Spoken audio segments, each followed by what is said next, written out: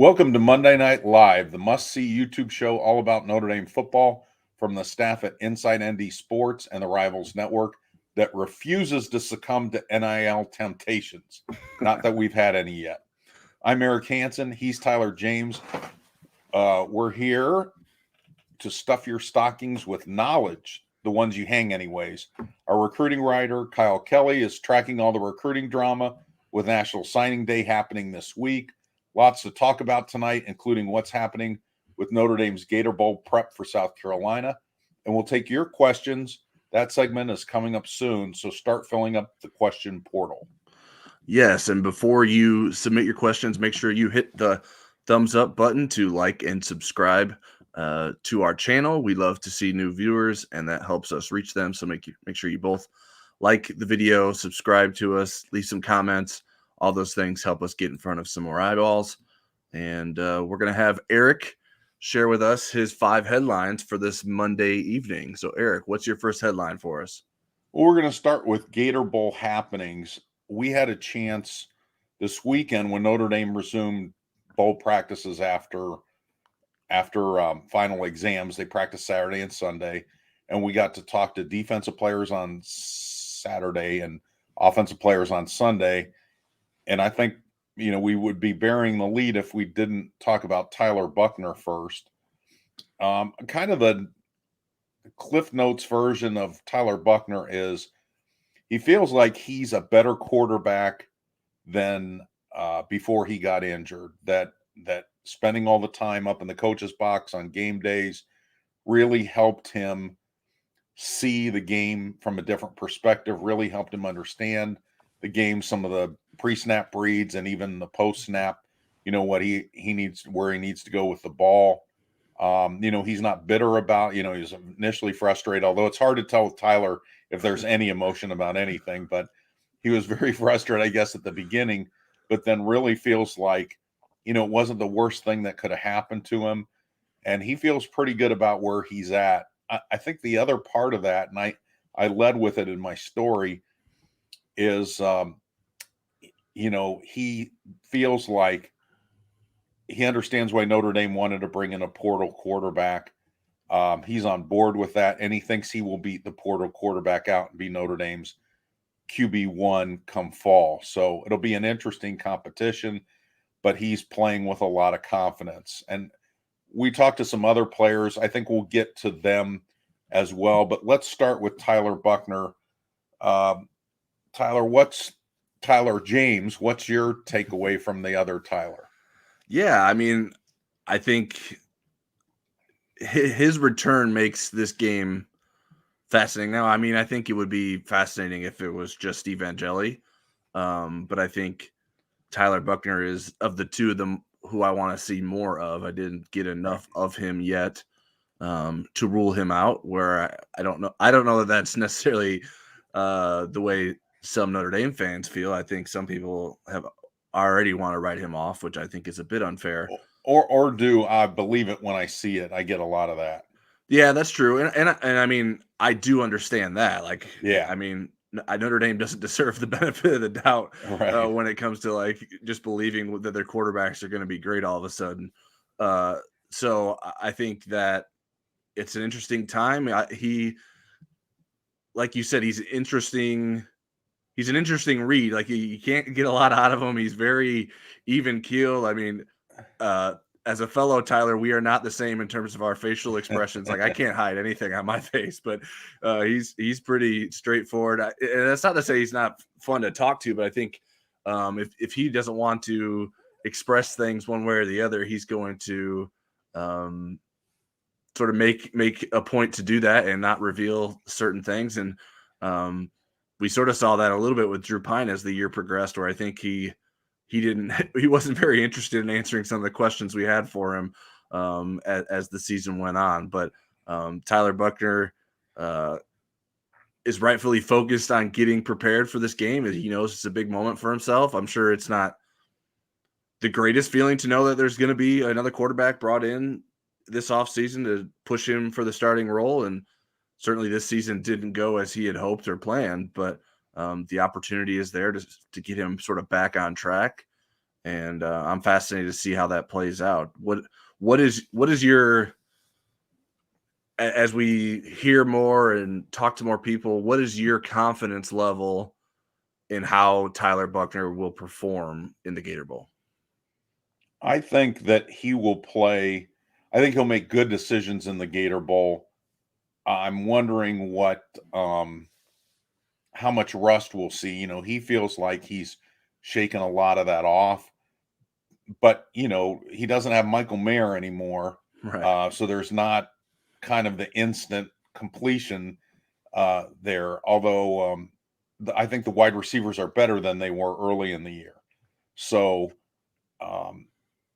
that part of it's interesting to me. I think he'll play well, and I think it will help that South Carolina is missing two of its best defensive backs and two of its best defensive linemen who could help with pass rush. South Carolina was not very good defensively, but where they were good was in pass efficiency defense. And Cam Smith is one of the best defensive backs in the country, and he's not going to play. And again, I mentioned the others. So this isn't really a referendum on what Tyler's going to do in the spring in terms of the competition, Right. but I do think it's an important step for him to show some progress. He feels like he made progress mentally. He needs to show it on the field. And in the one availability we had with Tommy Reese, he was pretty excited that day. That was the Sunday before final exam, so a little over a week ago. So to me, it's really interesting. I have been on the Tyler Buchner, I guess, bandwagon in terms of what I think his ceiling can be. I don't think he's shown it yet, except in little bursts. And he needs to show it this spring. If he does not show it this spring, the window's going to close on his opportunities. Not all the way, but it's going to be an uphill climb for him. Right now, he's in position where the coaches have an open mind and feel good about his future. Yeah, I'm genuinely curious to see what those lessons he learned from the press box look like in terms of his play. Yeah. Because as much as you can sort of learn when he was playing in those instances that he was playing last year, it was different for him last year. And he's like, everything's sort of coming at you a mile a minute Right. when you're going through what he did as a freshman, playing in a certain role and not necessarily playing with the whole offense, and getting thrown in sort of at a moment's notice sometimes. So that is a completely different experience from the role he's being asked to play now. So this season, with him being out, he was just, he's more disconnected to it. Like, there is no consequences to the lessons that he's learning. It's all falling on Drew's plate, where he gets to sort of learn from what Drew Pine was doing in those 10 starts when Tyler was out. So Right. I think it's going to be, I think there is room for meaningful progress to be made during that time. Now we'll get a chance to see what that looks like here soon. And like you said, like, how he plays in the Gator Bowl isn't necessarily the final Right. verdict on Tyler Buchner either. Right. A couple of examples he cited. He feels like, he's out there always kind of looking to provide the answer. And he said the answers come more quickly now. He recognizes things. The other thing is he understands the why behind a play call. And not that you necessarily have to know that, but I think that if you're going to change something at the line of scrimmage, which I don't know how much authority he has coming back from not playing, how much authority he'll have to do that. But I think he would make better decisions. I can remember Brian Kelly talking about Malik Zaire changing plays at the line of scrimmage. And we love Malik. He's been on our podcast, and he's a really interesting interview. But what Brian said was that Malik would change Notre Dame from a bad play into a different bad play too often. So that's what you don't want at the line of scrimmage. And like, certainly they go over why decisions are made when they're reviewing film, but I think it's different when he's sitting behind Tommy Reese in the press box and hearing the conversations with the other offensive analysts and GAs that are up there, right, of like, hey, they're in this coverage, that's why we need to change this. And Notre Dame was, with the way it was doing the scan offense, changing plays from the press box, getting that down to the sidelines, having that signaled in. So those like Tyler sort of witnessed everything that was being processed from Tommy Rees's perspective live. And so I think that should be valuable to him. Now, how does that translate when you're out there? Obviously that's taking it another step, but to sort of see sort of all the wheels in motion, I think has to be incredibly valuable. I think, I mean, we didn't spend a lot of time talking about it, but I mean, if Tyler Buchner ends up playing well, I think we're going to talk even more about like how smart of a decision it was for him to sort of be doing that. Because I mean, the more and more I think about it, it just makes a ton of sense for him to be in that situation, and given that opportunity to learn the way he did. Right. Steve Angeli was up there. I listened in on some of his answers. I was sitting with Tyler Buchner myself, but there was a little bit of period where I could kind of overlap and hear some of his answers. I mean, he sounds like he's pretty happy with his progress of being a number 2 quarterback, that helped him a lot better than being number 3, getting actual reps with the people that you're going to be playing with. If you ever get playing time, he felt progressed him. And I'm not sure that there won't be some kind of role for him on game day, but it's not going to be the starter unless something happens to Tyler Buchner's health. Yeah, I think at this point we're expecting it to be more Buchner than Angeli, and to be determined what exactly that looks like. But it seems like everything is sort of progressing in Tyler Buchner's favor on the practice field right now. Well, you talked to Mitchell Evans on the offensive day, which was Sunday. What did you get out of that? What was your takeaway from the Mitchell Evans conversation and his role in taking over from Michael Mayer? Yeah, it's certainly interesting because that tight end room got thin fast. Like, they're entering the game with 3 scholarship tight ends with Mitchell Evans, Holden Stays, and Davis Sherwood. And Davis Sherwood being a part-time fullback, a former walk-on himself. So there's not a lot of experience available with Michael Mayer opting out, Kane Barong heading to the transfer portal, and then the previous injuries to Kevin Bauman and Eli Raridan. So it sounds like those 3 guys are pretty excited for the opportunity. I certainly spent a lot of time talking to Mitchell Evans, like, hey, like, you were out there a lot, but the ball wasn't coming your way. So how much are you looking forward to this opportunity?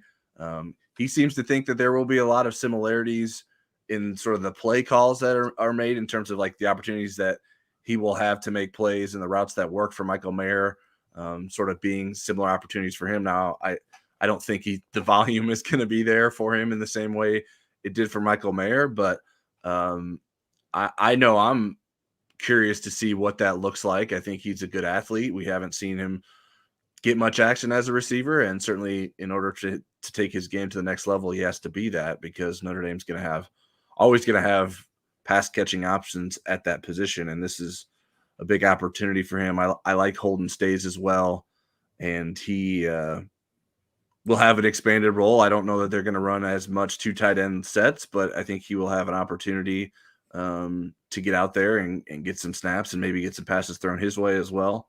So that tight end room is confident. I think they have taken a lot from Michael Mayer, and Michael Mayer's like, hey, I went and broke all these records. Now it's time for you guys to break them next. So I don't know that there's necessarily anyone in that room that's going to be breaking Michael Mayer's records in the future, but that sort of attitude has been embraced. They know what Michael Mayer did to get to the level that he played at, and so having the opportunity to sort of mimic that and put it into action is going to be good for those guys. So Mitchell Evans, I mean, it's certainly an interesting season for him because he came back off a foot injury, and then played a little bit. I think it was like 18 snaps in the Stanford game. And then like the next 3 games, he was playing 50 snaps a game or somewhere close to that. So he was out there a lot, coming off a foot injury. And he said that his confidence he didn't really have any confidence issues in the foot, but it's just like sort of getting back there and working out some of the rust and all these things that you normally do in camp, you're sort of doing in practice. And it's not sort of at the same intensity level or the same volume that you would in camp. So there was a learning curve there for him in terms of getting himself prepared to contribute. And I thought as the season progressed, he improved as a blocker, which was needed in order to justify Notre Dame running as many tight end sets as it did, especially if he wasn't going to be contributing in the passing game. We had a chance to talk to Deion Colzie. I was in on that interview, and I haven't written that story yet. But one thing that was really interesting to me, well, there were a couple things about Deion Colzie. One is completely different guy than I remember talking to in the spring. Just seems so much more at ease, more confident.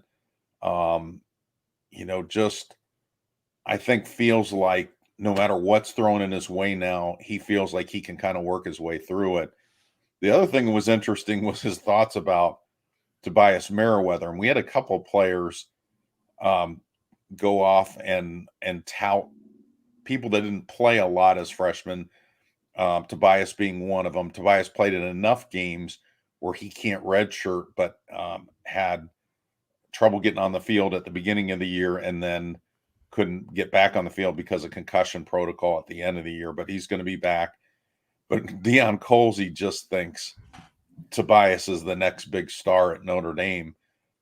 Feels like he's got just freaky speed to go with the height that Deion has, but a lot faster than Deion. They don't play the same position.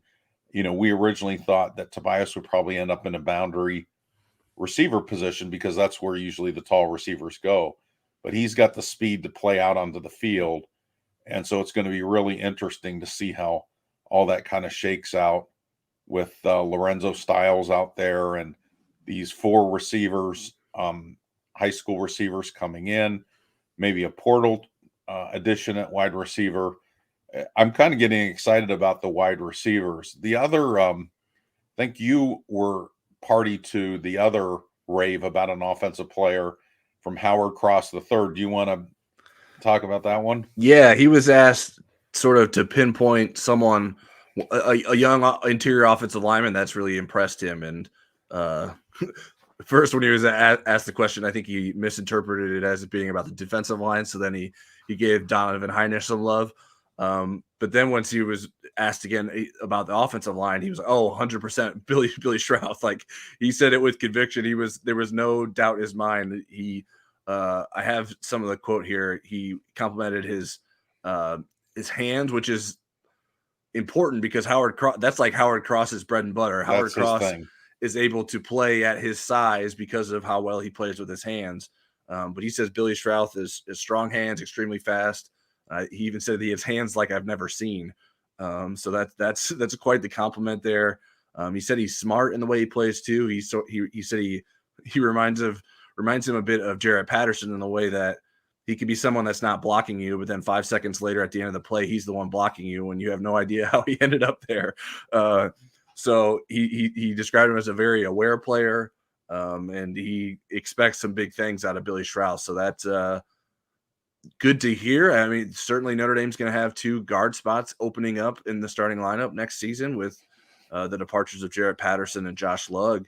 So I think we expect Billy Schrauth to be right in the mix for one of those starting roles. I think Andrew Kristofic and Rocco Spindler are the other obvious guys competing for those spots. And those will be fascinating position battles to sort of monitor as we get into the spring. So it's always interesting when you just sort of ask an open-ended question like that and see where the guys take it. It's not like he was asked, "Hey, Howard, tell me something positive about Billy Schrauth." He was just asked about offensive linemen in general, and he sort of took it from there and was very had a lot of praise for Billy Schrauth. So another young player on the offense to be excited about in the future. Well, I'll tell you, when you talk to Billy, and we got a chance last winter, he's very Quentin Nelson-esque in the way he sees the football field. Yeah. I mean, like he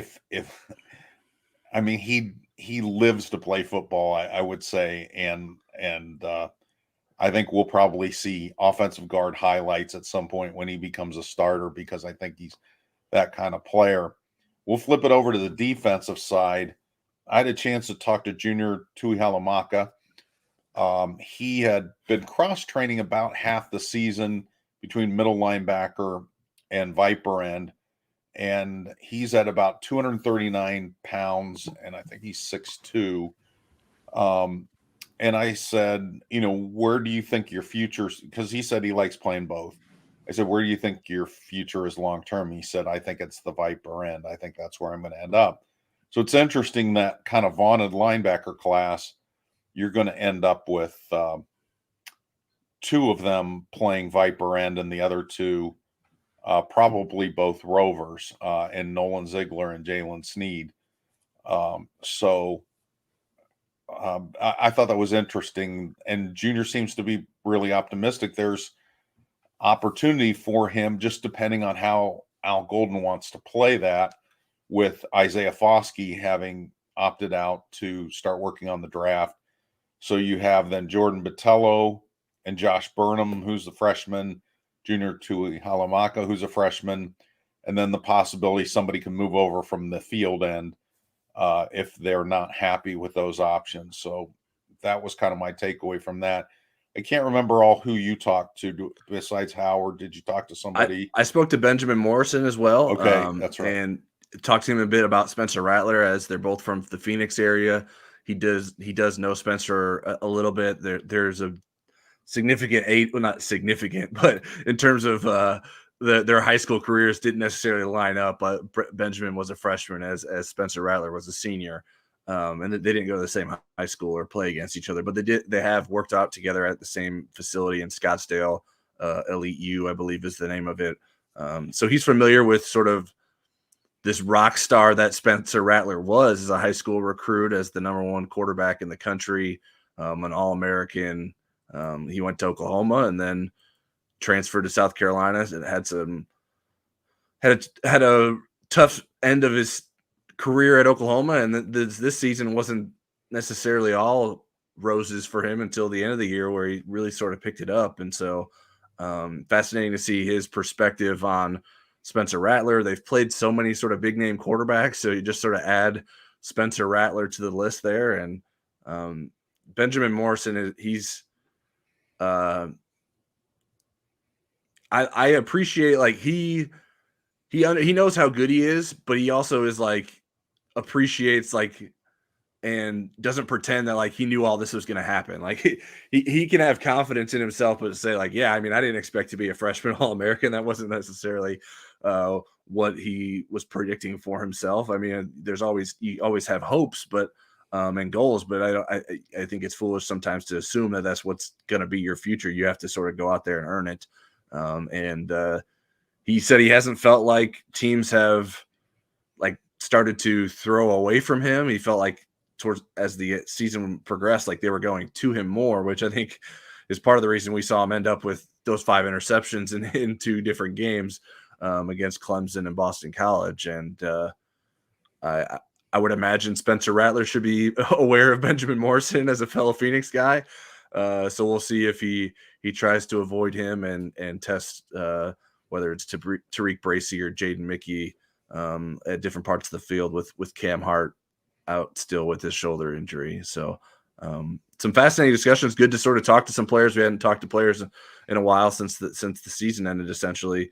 So that was good to see sort of how they're doing, in sort of an interesting time in the sort of the Gator Bowl prep buildup, where finals were over that Friday night. There was the awards banquet for the team, and sort of that was like, okay, now it's Gator Bowl, full steam ahead.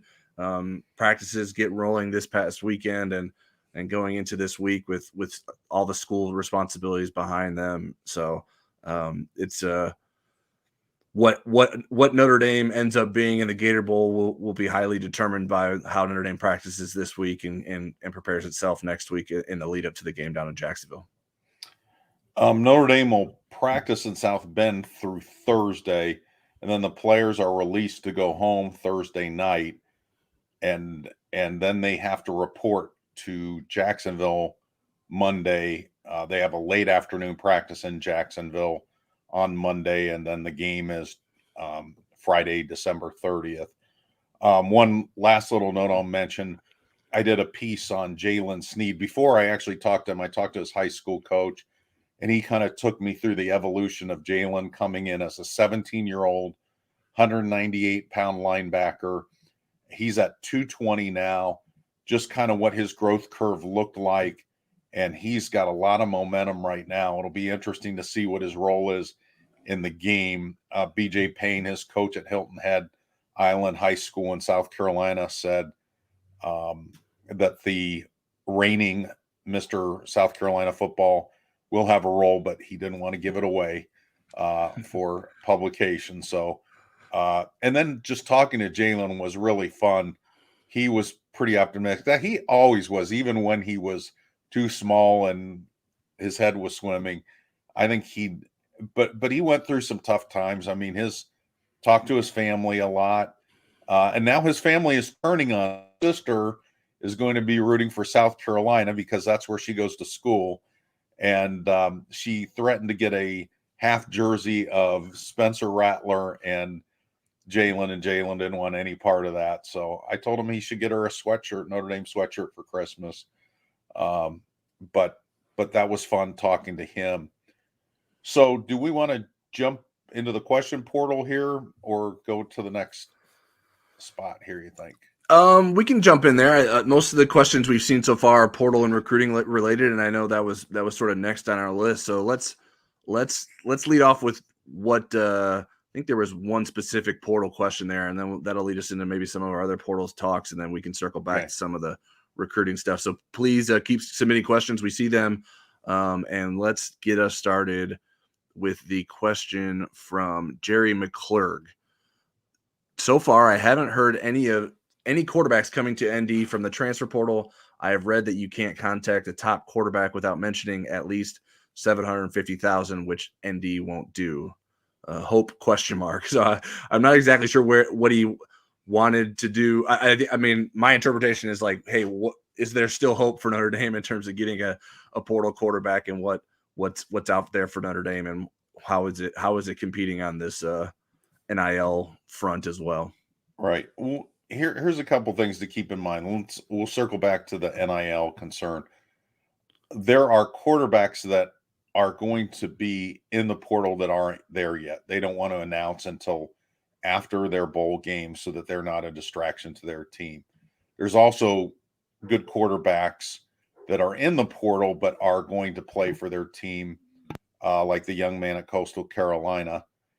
And so I don't know that Notre Dame is missing out on anybody yet. There's quarterbacks that are starting to find homes and so forth.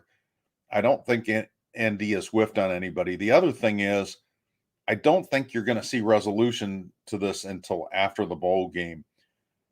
The transfer world has its own dead period.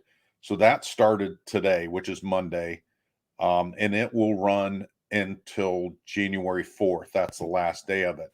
Now, that doesn't mean there's no communication. You can communicate, you can call, you can FaceTime. What you can't do is have in-person contact. So they can't come visit your school. You can't go do an in-home visit. If you run into each other at the grocery store, you can't say, hey, how are the melons today? So, so that's what the dead period means. So that allows teams to really focus on their postseason games, and that's going to be Notre Dame's focus. But I think once we get to the other side of that, then we're going to see the momentum pick up. As far as, the NIL, I definitely think there's guys that are being offered money and that are probably looking for money, and not just at quarterbacks. I'm not sure how much hyperbole is involved with those financial figures, but I think that's a reality. But I don't think everybody's looking for that. I think some quarterbacks are looking to further their NFL stock, their NFL dream, and by switching to Notre Dame from where they are, that might facilitate that dream in their opinion. So I don't see Notre Dame getting shut out at this. And again, maybe what's least attractive of the Notre Dame position is there is not a clear path to the starting role. There's a promise of being able to compete for it.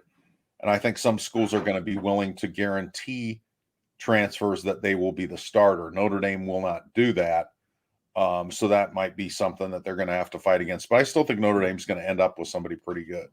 How about you, Tyler?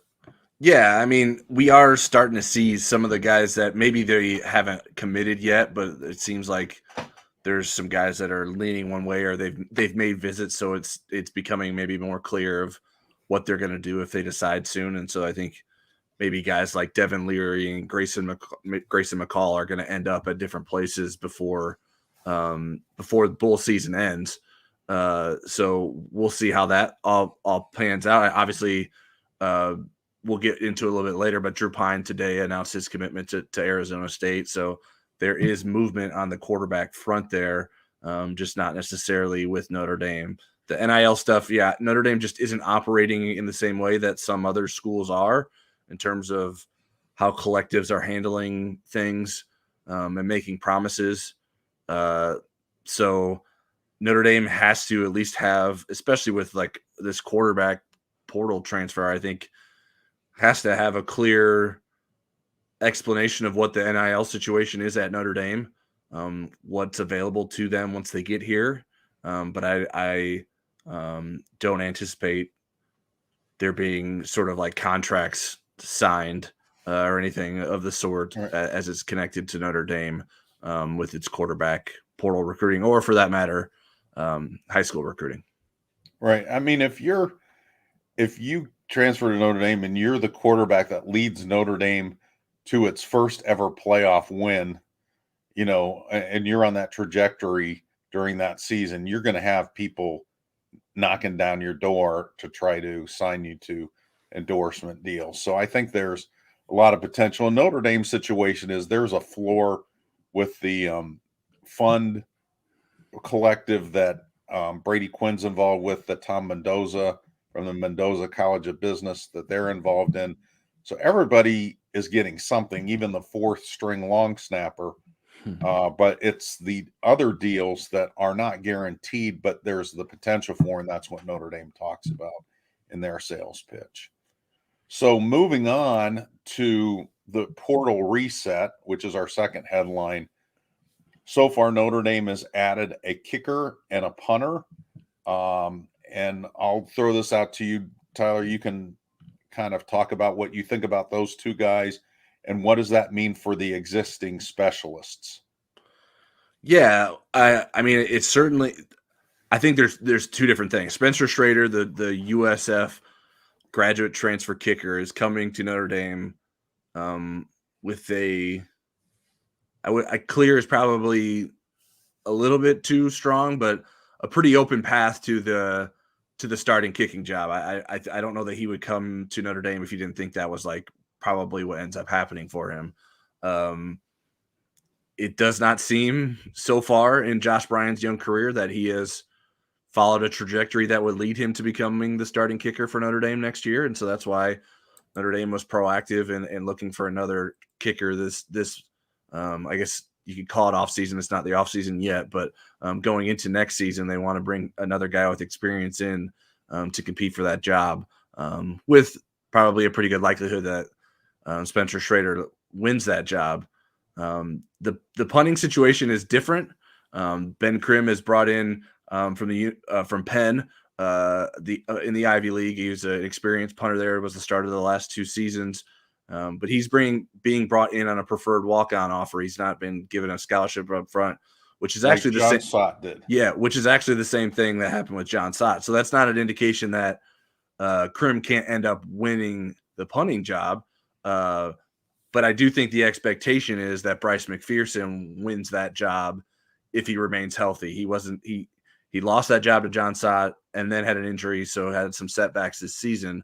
But just earlier this month, Brian Mason, when he spoke to reporters, said that he expects Bryce McPherson to become the starting punter next season. So, the thing, other than like Brian Mason knows how to block punts, the other thing that's been clear with Brian Mason's tenure at Notre Dame is that he wants competitions on special teams. Like, he is not interested in you just taking one scholarship player at a special teams position and that being good for the next 4 years and then shuffling the next person behind them. He wants competition. He isn't afraid to, and Marcus Freeman has been supportive of like supplementing those position battles with scholarship opportunities. You're talking about a team that has 2 kickers on scholarship, 1 punter on scholarship, and 2 long snappers on scholarship. And that will continue to be what's happening at Notre Dame in the near future. So I like what they're doing there. I think it makes sense and sort of low risk. I think people wonder about Spencer Schrader. His statistics aren't otherworldly. I mean, he's had some accuracy issues in his South Florida career, but particularly this past season. His best season was the junior year when he was a Lou Groza Award semifinalist. But can he come in and be better than Blake Grupe? I think that's possible. I don't think that Blake Grupe necessarily blew anyone away either. So I think it makes sense for Notre Dame to continue to add guys like that on special teams. And I don't think it's like limiting what Notre Dame can do at other positions in the transfer portal. Okay. In terms of what's next in the portal, the defensive tackle from Michigan City, Indiana high school that played 5 years at Western Michigan, Braden Fiske, he's still out there. And when you talk to people, it feels like Notre Dame is the leader there. He visited USC this past weekend and Florida State right before that. There's a lot of other people in on him, but if you follow the visits, he's only visited 3 places: Notre Dame, Florida State, USC. There are a lot of folks that think he'll end up picking Notre Dame. And he got Tommy Zibikowski's endorsement. Tom was a quality control coach at Western Michigan this past season, so he saw Fiske play. I'll tell you, and just looking at some of the little clips on Twitter, man, he definitely has some highlights. The other guy that seems and probably is closer to committing, but who knows, is Caleb Smith the Elder. And we have to say it like that because there's a Caleb Smith in the recruiting class that also plays wide receiver. But Caleb Smith the Elder was on Notre Dame's campus this past weekend, apparently had a great visit, and seems like he's close to committing maybe this week to Notre Dame. Your thoughts on those two guys, Tyler?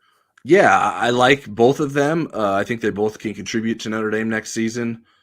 Caleb Smith was Virginia Tech's leading receiver this past season in an offense that struggled to throw the ball. He had 37 catches for 674 yards and 3 touchdowns. He's an experienced player. Notre Dame needs depth at the wide receiver position and someone that can continue to push for playing time. So if Notre Dame can add him, everything goes to plan with its 4 wide receiver commit signing. Matt Salerno's back next year. Notre Dame's going to hit that 10 scholarship wide receiver number that Chancey Stuckey had sort of highlighted sometime, I think it was in the preseason, of like that's the number that he would like to be at. That's the ideal number of scholarship wide receivers he'd like to have. So Notre Dame appears to be on track to do that. We'll see how soon Caleb Smith makes a decision, but we would like to think that Notre Dame is sort of in the pole position there. Braden Fiske, I think I would say similar. I don't know that I feel as certain just because he's coming off those other visits, like the far and away leader there. But I do think that he will probably make up his mind sooner rather than later. I don't know that his recruitment's gonna drag on. So I think, I mean, before Christmas, Notre Dame could have verdicts from both of those guys in terms of whether or not they're committing to come to Notre Dame, and that would be sort of welcome news on the transfer portal front that's outside of special teams for Notre Dame.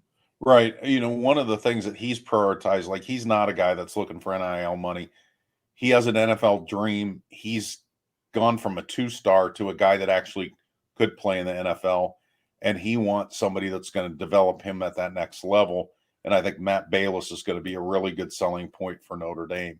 So it's going to be interesting to see what happens with him. If you're not familiar with Indiana geography, Michigan City is about 40 minutes from South Bend, and they are rivals with the school that Tyler's dad coaches, LaPorte High School. Yeah, and my dad is a Western, and my mom, they're both Western Michigan graduates. So it's kind of a funny small world that anytime we're reaching out to a recruit that has a 219 phone number, I'm always a fan of that. So if Notre Dame can add Braden Fiske to its roster, I think that'll be fun to sort of cover just from a personal standpoint of his upbringing and college path. And Tyler's parents are not in the portal. They are not. Okay. So let's circle back to Jerry's question about the quarterbacks. Do you feel like Notre Dame is positioned as strongly as it was when the portal opened a couple weeks ago at the quarterback position? As strongly. Uh, yeah, I mean, I don't know that I guess I wouldn't say that it's changed necessarily. Right. I didn't anticipate this to be like something that Notre Dame was going to have figured out by now necessarily. So I would say it's sort of unchanged. Like I think we still have to wait to see who enters the portal following the bowl season. If there's any more guys there, and my anticipation would be that there will be, and there will be guys there that Notre Dame has some interest in. And so I think Notre Dame's done its due diligence with guys that are already in the portal, and I think even probably done a lot of its due diligence on guys that aren't in the portal yet, but preparing to say like, hey, we like this guy, we like that guy. Yeah, I still think they're in a strong spot. I think as schools sort of get guys that they want, I think sort of you run the risk of like maybe some other school is going to have a really enticing opportunity for someone, and maybe it comes down to a bidding war if there's only a couple schools left going after some guys. So I think you have to be a little bit nervous about that. But I don't know that there probably wasn't anything Notre Dame could do about that in the last couple of weeks that would have changed the potential for that to play some sort of role. Right. Two of the names that I think Notre Dame would have a good shot at if and when they jump into the portal are Michael Pratt from Tulane and Sam Hartman from Wake Forest. But, this is kind of a moving target every day. If you ask me who Notre Dame's best chance will be, I think I'm going to shake the magic 8 ball because it really does change that quickly sometimes, some of the dynamics here. So, okay. We can go to, since we're on portal stuff, our third headline, Pine lands at Arizona State. I talked to the Arizona State Rivals publisher. He had a lot of questions for me. I had a couple of questions for him because I was curious if Drew has a clear path to being the number one there. And it's not completely unimpeded. He would be the favorite to be the starting quarterback under new head coach Kenny Dillingham at Arizona State, but he's still gonna have to battle for it there. I think that's probably a good landing spot for him because Kenny Dillingham is a really good offensive coach and a really good offensive mind, and he won't have to deal with the snow. Yeah, I think Dillingham is probably the big pull there. I mean, we haven't spoken to Drew about it yet, but Kenny Dillingham just finished a season in which he sort of helped rejuvenate the career of former Auburn quarterback Bo Nix at Oregon. Nix, going into the bowl season, he was 8th in the FBS in passing efficiency after throwing for 3,300 yards and 27 touchdowns with 6 interceptions. So Bo Nix had a really good year, and I think Drew Pine is hoping that he can sort of mimic that kind of success at Arizona State. I know Drew Pine skeptics will maybe not feel that will be the case, but I understand what Drew Pine's looking at there in terms of opportunity, and it'll be fun to see what happens with Drew Pine's career, and if he can continue to develop and sort of sharpen his game and sort of fill the holes in his game that I think we saw in his first year as a starter. But he had a pretty good season. I mean, I know there were obvious flaws, and I understand Notre Dame's decision to go with Tyler Buchner to start the season, and also sort of bring competition in. And from Notre Dame's perspective, hoping that Drew Pine would be part of that competition going into next year. But he was a bit too up and down. I mean, he looked really great in the UNC and BYU games. And then he goes to the next 3 games and doesn't complete more than 50% of his passes. So I think you understand, and it would be against the norm for that to not happen for a first-year starter. But I mean, he's going into a new system. How will he adjust to that? What does Arizona State's roster look like? I know they've had all kinds of turnover with their the coaching staff situation there, and supposedly I had read some of the Arizona State stuff. They felt like they were getting poached because of NIL this past offseason, going into this year. And who was the receiver that ended up going to Florida? Ricky Pearson, I think his name was. Pearsall. So there were a number of guys that left Arizona State going into the year, and then the season obviously didn't go well and ended up in a coaching change. So a fresh start for Drew Pine somewhere, and best of luck to him, sort of continuing on his path out there. Do you think he'll be able to have some success for the Sun Devils? I think he will. It's just going to be interesting to see if he starts the season as number one, which I would expect him to.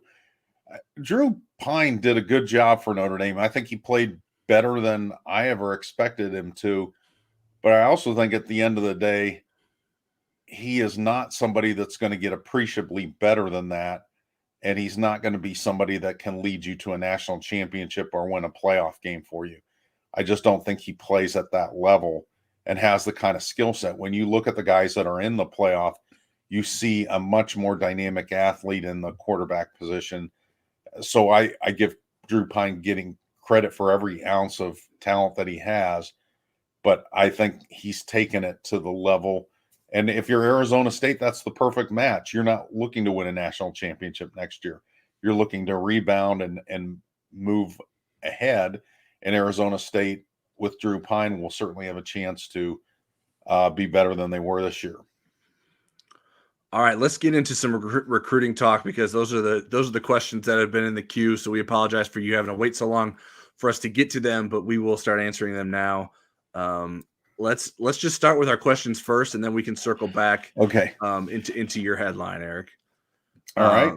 So the first one I have is from Ed Coquillard. Much has been thrown out there by other fan bases or universities about NIL dollars falling from the sky. What do you know about how competitive ND is to what is being said on the street? Well, and I mean, the NIL dollars technically it's an open market everywhere, but that's not how teams are operating. Some teams are guaranteeing players and saying, if you sign with us, we're going to guarantee you X amount of dollars. And there are some players that are very interested in that guarantee. And then there are other players that say, you know what, if I go to Notre Dame and I'm good, I'm going to get a great NIL deal, and I'm going to make money as an NFL player someday because I'm going to get developed. And if something happens to me physically, I'm going to get my degree. That's Notre Dame's pitch. And again, I keep referencing Texas A&M, because that was the team that was alleged to have dumped the most of that illegal NIL money into recruiting last cycle in 2022. When we talked last week, it was 20 players in the portal with 12 of them out of their recruiting class. It's 25 now, including their starting quarterback. So if there are NIL deals, if that's the end all be all, then why isn't it working at Texas A&M? Is it because the culture rots out because you have people with their hand out and that's why they're playing football? Is it because they had a bad year and they don't think Jimbo's going to turn it around?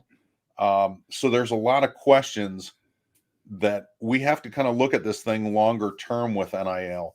I know that every time Notre Dame has a decommitment from a top player, and they've had 5 decommitments, and they've also poached 5 players from other classes. But when they have a decommitment, I think there's kind of the panic button of, will Notre Dame ever be able to be competitive in college football given this whole illegal NIL stuff and nobody doing about it? I think that's a legitimate concern, but I don't think we have a conclusion about that at this point. And we're going to get some interesting answers in the next few days regarding one of its recruits. Yeah, I mean, I don't trust a lot of the things that are said on the street, I guess would be the way I would say that. I mean, that's the the issue I have with many of the numbers that are associated with players that are thrown out there.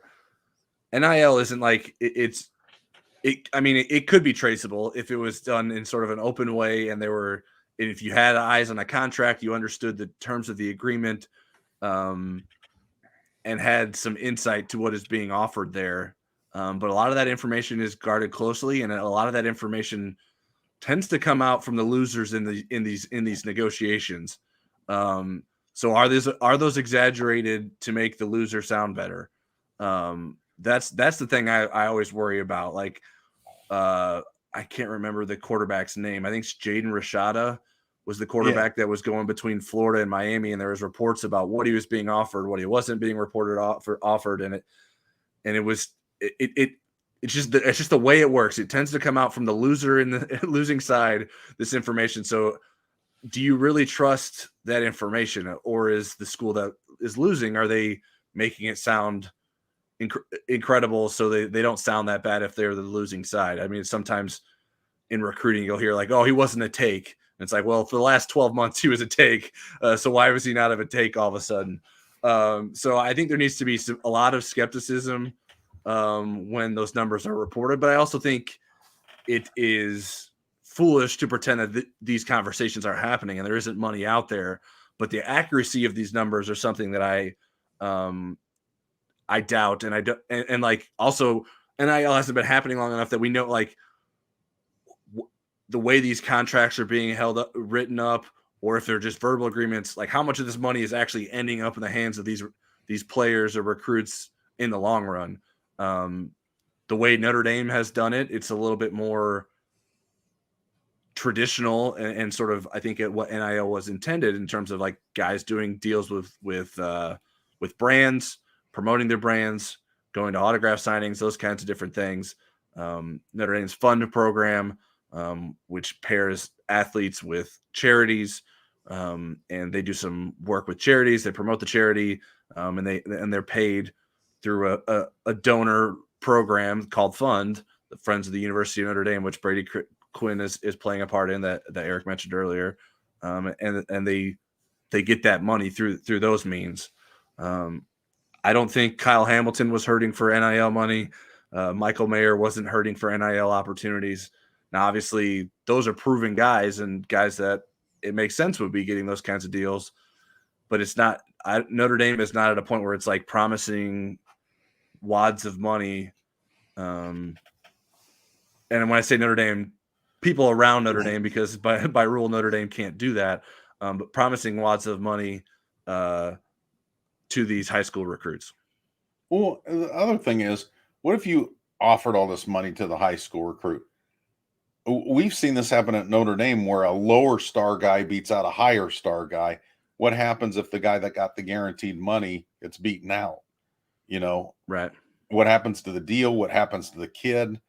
So there's a lot of things we're going to learn about those dynamics that we don't have ultimate answers for.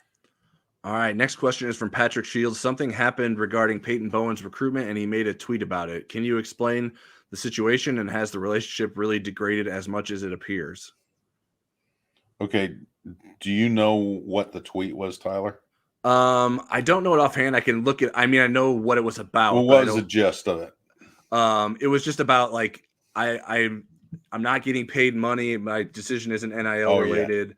Yeah. Okay. And it came following some speculation that there was, and I haven't 100% tracked. Like, I mean, there were figures being thrown around. I don't know who was throwing the figures around. Yeah. Where some of the reporting was coming from. I do know some of the reporting, and I think it's been out there. So Irish Breakdown, Brian Driscoll had it on his message board, his VIP message board, a report indicating what he had been hearing in terms of Peyton Bowen's recruitment. And that was then, I think, screenshotted and being taken across the internet. And so then Peyton Bowen felt the need to make a tweet. Now I brought the tweet now. It's misinformation has been leaked about me and my recruitment completely untrue. I'm picking a school based on program and best fit for me and where I want to go to school. That simple. And so that sort of coincided with Oregon making a late push for Peyton Bowen. And we can confirm, and we have reported on Inside ND Sports that did occur. Oregon visited him last week, made an in-home visit with him, and tried to get him on campus this past weekend. That did not occur. He stuck around in Denton, Texas, and received an in-home visit from Notre Dame late in the week. And then on Saturday, Oklahoma had an in-home visit with Peyton Bowen as well. At this point, Notre Dame's holding on for dear life. I don't think that Notre Dame is going to be able to end up getting his signature come signing day. Well, I mean, we'll see. Stranger things have happened, but all indications are that Peyton Bowen is not going to end up in Notre Dame's class, and we'll see what he follows through on. It would seem to be that he ends up at Oklahoma. That has been the school that has been most closely linked with him, and he has made the most visits to through his process, even while being committed to Notre Dame. And so there's been a bit of a late push there with some reported and alleged NIL offers being added to the mix. And that's sort of where things stand here on Monday night going into the early signing period. So for those of you who have not followed the Peyton Bowen drama, he is Notre Dame's highest ranked recruit at the moment. He went rocketing up the top 100, the last rankings. He's now a top 10 player. He's number 10. He's the number one safety, I believe, in the country and the latest rankings. And he has been verbally committed to Notre Dame since January 1st, but really in name only. He's had wandering eyes ever since he verbally committed from Denton, Texas.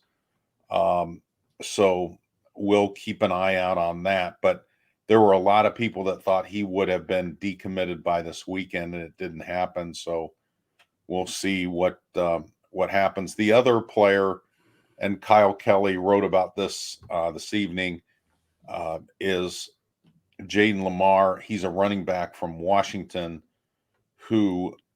State, that Jaden took a visit to Oregon this weekend, and I think even Notre Dame figures that he's going to end up at Oregon at this point. He's a running back. Notre Dame at one point had 3 running backs. It looks like they could end up with just 1. In that sense, I don't think it's as critical of a decommitment, even though he's ranked. He jumped into the top 250. He was not in the top 250 in the prior ranking. He's, I think, 144 overall, a number 8 running back. But Notre Dame, if it's just Jeremiah Love, who's a top 60 player, he's a fabulous player, and Notre Dame will still have 6 scholarship running backs next year, plus the number 1 all-purpose back in the 2024 class in Aeneas Williams, who verbally committed on Friday. Yeah, a bit of a roller coaster time for Notre Dame running backs coach Dylan McCullough, with Dylan Edwards leaving the class late to join Deion Sanders at Colorado. And then now the latest situation with Jaden Lamar, which had sort of been developing throughout the last few weeks. It's not as the Dylan Edwards thing was sort of sudden. Like Deion Sanders gets hired at Colorado. His family has connections to Deion Sanders. Colorado offers Dylan Edwards. He's out of Notre Dame and at Colorado. The Lamar thing, Oregon's been working on him for some time now. He made a visit to Oregon during the season, and that has been the place that has been pushing the hardest for him. I think UCLA was in the mix somewhat, and that was a school that he was giving some consideration to, but all signs seem to indicate that Jaden Lamar may end up in Oregon's class now. He visited Oregon this past weekend, and our understanding is that was an official visit.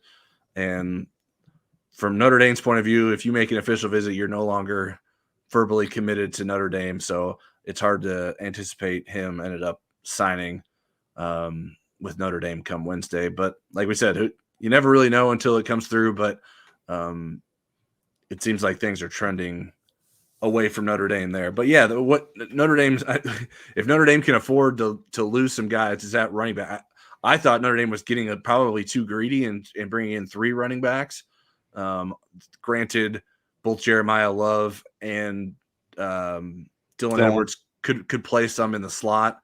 And Jeremiah Love, Clint Cosgrove, who covers the Midwest for us as a national recruiting analyst, he said, listen, Jeremiah Love could be a 5-star cornerback in the future too. Like, these guys have some special athletic ability, so they could end up at different positions. But Notre Dame has a crowded backfield as is, some talented guys. Jadarian Price will be coming back. Now, obviously, coming off an Achilles injury, you never really know what a guy's going to look like after that. But hopes were high going into the season that he would have an impact in Notre Dame's backfield. So Notre Dame can absorb the losses there. The Peyton Bowen one is a much bigger gut punch to have a 5-star safety. Notre Dame doesn't recruit safeties at that level that consistently. They've been able to get by post Kyle Hamilton without a 5-star safety. But I think we can all agree that it's much easier to do so with a 5-star safety like Kyle Hamilton, and Peyton Bowen's the real deal. Notre Dame loved him. Rivals has fallen more and more in love with him as the process has gone on with his recent promotion to being a 5-star recruit. So that one's going to sting more come Wednesday if he ends up signing with Oklahoma, because that was a guy that's been committed to Notre Dame in theory since January 1st. The whole thing about the Peyton Bowen thing, though, is, I mean, at some point he's got to decide beyond NIL what's best for him, because if he's not picking a school for the right reasons, and Oklahoma could be the right school. I mean, living 2 hours from home is attractive rather than, being across the country from where he is, from Denton, Texas. But what's going to happen with him a semester from now, a semester from when he plays his first football season.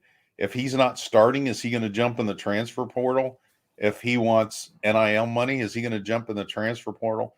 That's what I kind of worry about guys that, are this, I don't know, just never even paying a little bit of attention to the fact that it was a commitment, that they're just using Notre Dame as a placeholder.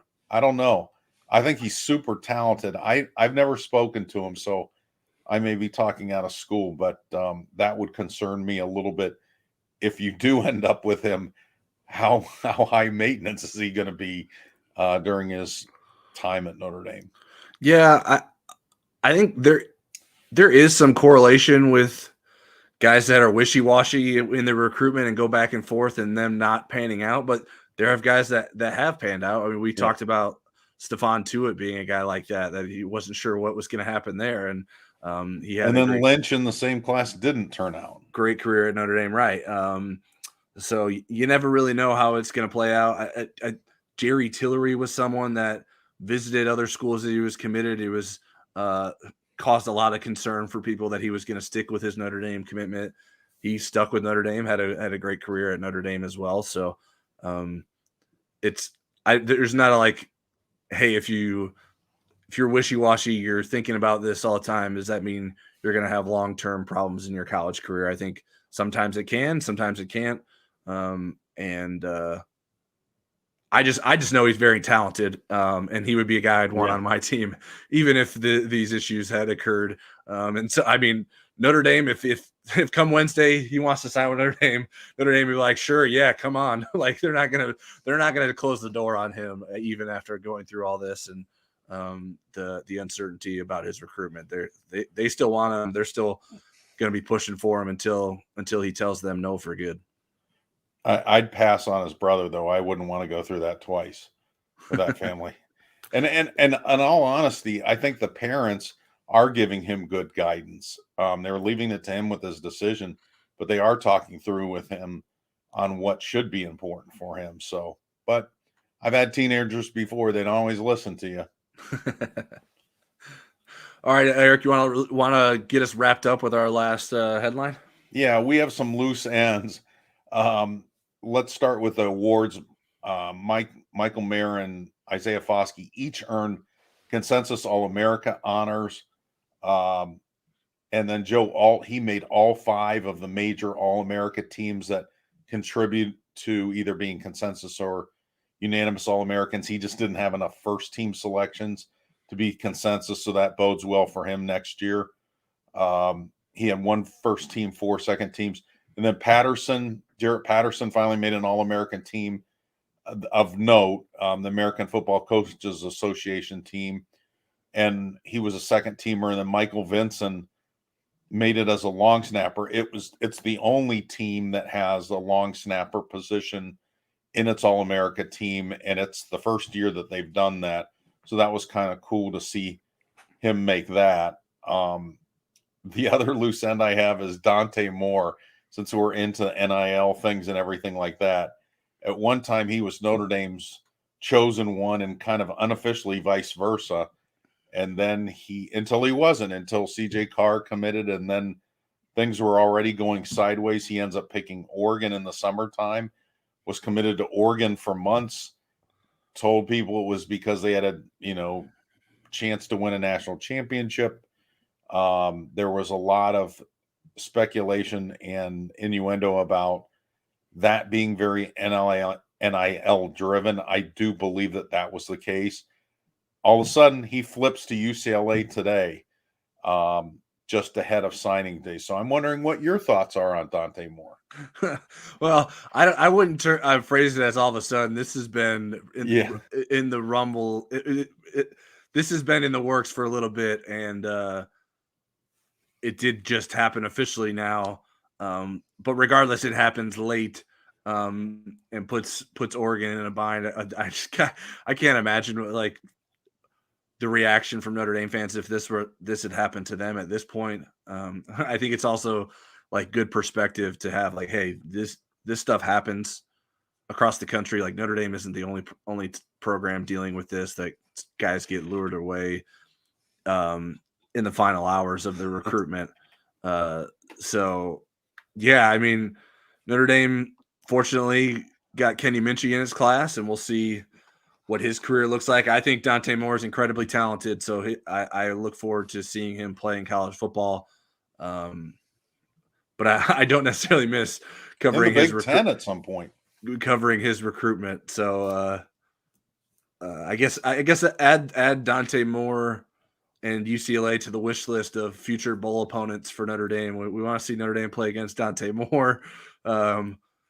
Certainly, if Peyton Bowen ends up at Oklahoma, we want to see Notre Dame play Oklahoma. And then obviously the one that was all the rage this year was Notre Dame potentially playing against Brian Kelly at LSU in the future. So and I mean, with the playoff expanding, I mean, there's a greater chance that maybe those matchups end up being in the playoff if all those programs continue to win and put themselves on a trajectory to get into the playoffs. Well, all right, that's all we have for you guys this evening. We really appreciate everyone who tuned in and sent us questions live, and we appreciate all of you who go back during the week and watch this on replay as well. We know there are lots of you there too. We will not be doing a show next Monday, as I'll still be getting settled down in Jacksonville for the Gator Bowl. But we're planning to at least have one more Monday Night Live for the season, the first Monday after the game. If you need to hear more from us between now and then, make sure you check out the Inside ND Sports podcast on all the popular podcast platforms. We will be recording a podcast Tuesday this week, and then we will also plan to record a podcast the following Tuesday once I'm down in Jacksonville. And we will certainly have plenty of written coverage on InsideNDSports.com in the coming days. And we'll be monitoring Notre Dame's finish to the 2023 recruiting class and potential transfer portal movement. Thanks again for tuning in, and happy holidays.